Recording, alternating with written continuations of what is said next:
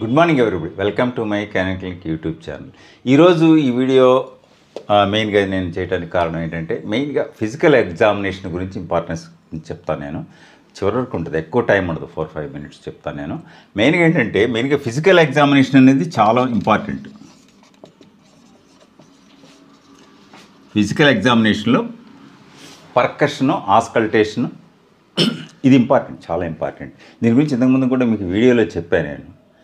పర్కషను, auscultation అనేది చాలా important. చాలామంది ఏంటంటే బ్లడ్ టెస్ట్లు, యూరిన్ టెస్ట్లు, తర్వాత ఎక్స్రేలు చాలా అడ్వాన్స్డ్కి వెళ్ళిపోతున్నారు. కానీ మెయిన్ థింగ్ ఏంటంటే ఫర్ ద లాస్ట్ 30 years నుంచి ఎక్స్పీరియన్స్తో నేను చెప్తున్నాను. నేను చాలామంది ఏంటంటే వాళ్ళ సపోజ్ నేను అది మనం కామెంట్ చేయకూడదు. మెయిన్గా వాళ్ళకేంటంటే ఎక్స్పీరియన్స్ తోటి కాకుండా యంగ్స్టర్స్ ఏంటంటే టెస్ట్లు అవి అంటారు. కానీ మెయిన్గా అసలు యానిమల్ వాకింగ్ చూస్తే, దాని డెవలప్మెంట్ చూస్తే మనం చెప్పొచ్చు అనమాట. మెయిన్గా దాని గురించి ఏం చేసి చాలామంది వీడియోల్లో, తర్వాత కామెంట్స్లో, తర్వాత వాట్సాప్లో అడుగుతూ ఉన్నారు, ట్రీట్మెంట్ బై ఫోన్ చేయండి, ఆన్లైన్ చేయండి అని అంటారు. నేను కూడా చేద్దామని అనుకున్నా కానీ బట్ ప్రాక్టికల్గా నాకు అనుభవం ఏంటంటే ఫిజికల్ ఎగ్జామినేషన్ చేయకుండా మనం యానిమల్ చూడకుండా దానికి ట్రీట్మెంట్ ఇవ్వడం అనేది అది కరెక్ట్ పద్ధతి కాదు. ఇదివరకు నాకు మా క్లాస్మేట్ కూడా ఓనర్సరావు అని చెప్పారు, మీరు యూట్యూబ్లో చెప్తున్నారు ఇది కరెక్ట్ కాదని అన్నారు. నాకు అప్పుడు అనిపించలేదు.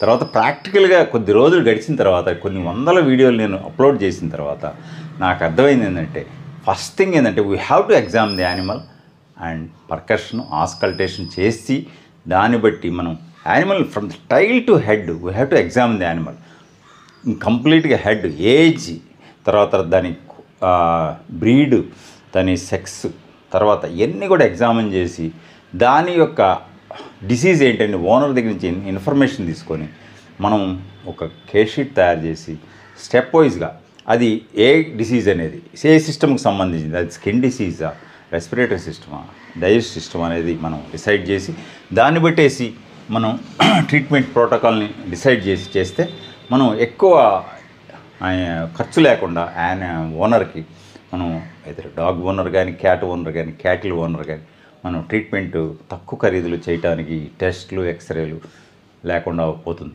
ఫస్ట్ ఏంటంటే సిమ్టమాటిక్ థెరపీ. ఎందుకంటే బేసిక్గా Indian country is a poor country. ఎక్కువ 60, 70, 80% ఏంటంటే అఫోర్డ్ చేయలేరు.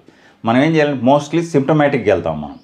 అది తగ్గకపోతే if they can afford then will go for examination. ఇది ఎక్స్రేలు, బ్లడ్ టెస్ట్లు, యూరిన్ టెస్ట్లు, స్కానింగ్లు అవన్నీ మనం చేస్తాం అన్నమాట.